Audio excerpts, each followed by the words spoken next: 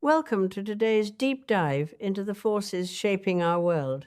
Have you ever noticed how a single decision made in a high security war room, a quiet courtroom, or even a sudden shift deep beneath the Earth's crust can completely rewrite the future of millions? Today, we are mapping those exact connections. It is all about the ripple effects.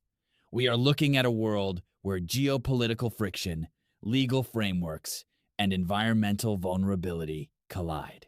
We will break down the latest military escalations, explore landmark legal shifts, and look closely at a compounding humanitarian crisis that deserves far more attention than it is getting.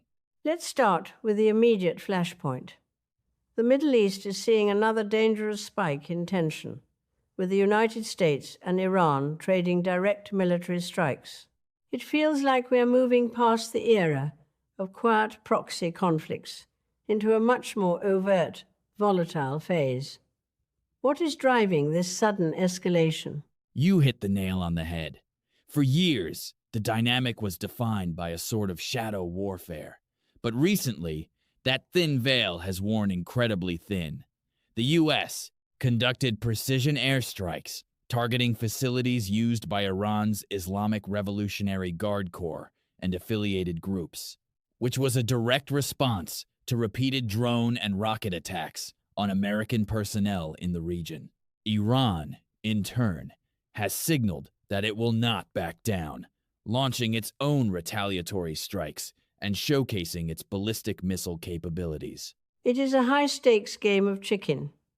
But what worries me is the miscalculation factor. When both sides feel compelled to have the last word, how do you find an off-ramp? That is the ultimate question. The strategic goal for the U.S. is deterrence, to make the cost of attacking American assets too high. But for Iran, projecting strength is vital for domestic survival and regional influence. When deterrence fails, it transforms into an escalatory spiral. We are seeing sophisticated military technology, like loitering munitions and advanced air defense systems, being deployed in real time. It is no longer just about regional posturing. It is a live-fire testing ground for modern warfare. And the collateral damage isn't just military. It disrupts global shipping lanes, spikes energy markets, and keeps the entire international community on edge.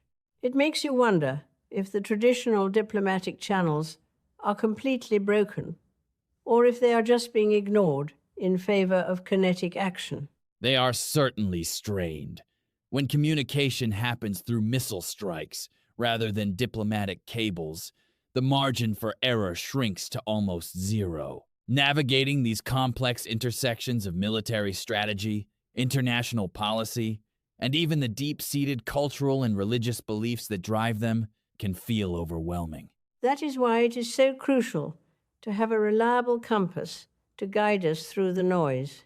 Absolutely. If you are looking for a platform that truly masters this intersection, you need to check out our sponsor, the Global Sentinel. It is a news channel dedicated entirely to analyzing the critical crossroads where military affairs, religion, and politics meet. What I appreciate most about their approach is the balance. They do not just report on defense strategies and armed conflicts. They also explore how faith and religious movements shape modern geopolitics and governance. Exactly. Their mission is to provide comprehensive coverage and analysis of global events related to security, faith, and governance. They emphasize responsible reporting, fostering dialogue, and promoting informed decision-making. You can find the Global Sentinel online to get a much clearer picture of the forces driving our global security landscape. Returning to domestic matters, we are seeing a different kind of high-stakes battle play out in the courts. Recent Supreme Court rulings are fundamentally reshaping immigration policy, and the downstream effects on population trends are going to be felt for decades. This is a massive structural shift. The judiciary is increasingly stepping in to define the limits of executive power when it comes to border enforcement and immigration relief. Recent decisions have effectively altered how state and federal authorities coordinate or clash over border control. It is fascinating because immigration is often debated in highly emotional political terms. But when you look at the cold, hard data, these legal rulings have massive demographic implications. Precisely. When legal pathways are restricted or expanded by judicial decree, it directly impacts labor markets, agricultural sectors, and municipal resources. We are seeing shifting population patterns where certain states are experiencing rapid demographic growth, while others face labor shortages. The court's decisions act as a regulator, turning the faucet of human migration on or off, which in turn reshapes the economic fabric of entire regions. And it creates this incredibly complex patchwork of rules. A migrant's legal status or access to resources can change drastically just by crossing a state line, depending on how local governments interpret or challenge these federal rulings. Yes, and that legal uncertainty has a profound human cost. It forces families into limbo and leaves local businesses guessing about their future workforce. It highlights a deeper philosophical tension. How does a nation balance the rule of law and national sovereignty with economic necessity and basic human rights? It is a question that our legislative branch has consistently failed to answer, leaving the courts to make policy by default. And that is a very fragile way to run a country. It really is. And if you enjoy these kinds of deep, multi-layered discussions that connect the dots between policy, security, and everyday life, there is another podcast you should definitely add to your queue. You must be thinking of the new Sentinel. I love their format. They cover an incredibly wide spectrum, ranging from the strategic intricacies of global military operations all the way to the glitz and glamour of pop culture. It is the perfect mix of entertainment and serious analysis. Every episode is beautifully crafted, offering expert interviews, detailed storytelling, and a comprehensive understanding of whatever topic they tackle. Whether you are a pop culture enthusiast or a global security analyst, there is something there for you. Make sure to tune in, subscribe, comment, and post an inquiry to stay both informed and highly entertained. Just search for the new Sentinel on your favorite podcast platform. Now, let's turn our attention to a crisis that demands our collective empathy and urgent action. Venezuela has been hit by a series of devastating earthquakes, compounding an already catastrophic humanitarian and health crisis. It is a classic example of a double disaster. A natural disaster striking a country whose infrastructure is already severely compromised by years of economic instability and political turmoil. The reports coming out of the region are heartbreaking. They are.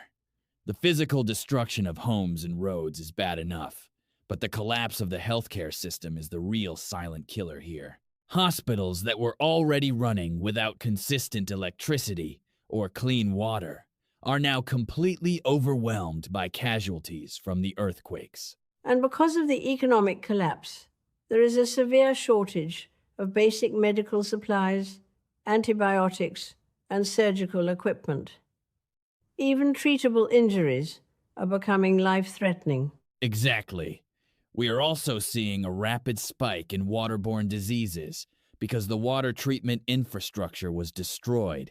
It is a compounding loop where the earthquake triggers a public health emergency, and the public health emergency prevents effective disaster recovery. What about the international response? Is aid actually getting to the people who need it most, or is geopolitical friction blocking the way? It is a mix of both. International aid organizations are trying to deliver supplies, but logistical bottlenecks and political sensitivities make distribution incredibly slow. It forces us to look at the sheer vulnerability of modern societies. When the systems we rely on for basic survival are fragile, a single natural event can trigger a total systemic collapse. It is a sobering reminder of our shared humanity. Behind the geopolitical headlines and economic statistics are real people facing unimaginable suffering. It truly is. When we look at all three of these stories, military strikes in the Middle East, legal battles over borders, and natural disasters exposing systemic failures, the common thread is the fragility of our global systems. Absolutely. We live in a highly interconnected world where a tremor in one part of the globe, whether geological, political, or legal, sends shockwaves everywhere else. It challenges us to think about how we build resilience, not just for ourselves, but for the global community. As we wrap up today, we leave you with this question. In an age of increasing volatility, are we doing enough to reinforce the foundations of our society, or are we simply waiting for the next major shock to test our limits? Thank you for joining us for this deep dive. Stay curious, stay informed, and we will see you next time.